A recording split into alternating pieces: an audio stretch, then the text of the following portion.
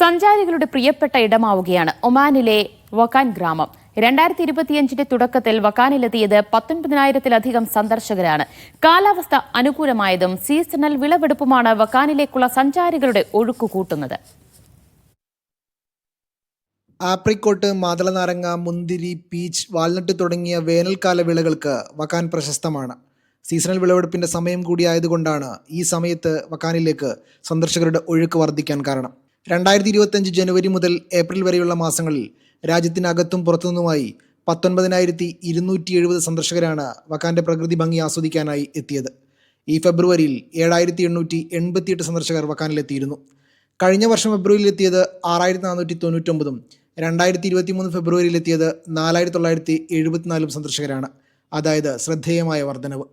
നഖൽ വിലായത്തിലെ വാദി മിസ്റ്ററിൽ സമുദ്രനിരപ്പിൽ നിന്ന് 2000 മീറ്റർ ഉയരത്തിൽ സ്ഥിതി ചെയ്യുന്ന ഗ്രാമമാണ് വക്കാൻ. അതേസമയം വക്കാനിൽ ആപ്രിക്കോട്ട് വിളവെടുപ്പ് ആരംഭിക്കുകയാണ്. ആപ്രിക്കോട്ടിൻ്റെ വില കിലോഗ്രാമിന് 2 മുതൽ 3 റിയാൽ വരെയുണ്ട്. ഗ്രാമവാസികൾക്ക് ആപ്രിക്കോട്ട് വിള ഒരു പ്രധാന വരുമാന സ്രോതസ്സുമാണ്. വക്കാനിലെ വിനോദസഞ്ചാരം സീസണലാണ്. പ്രത്യേകിച്ച് GCC രാജ്യങ്ങളിൽ നിന്നുള്ള അന്താരാഷ്ട്ര സന്ദർശകർ ശൈത്യകാലത്ത് കൂടുതലായി എത്തും.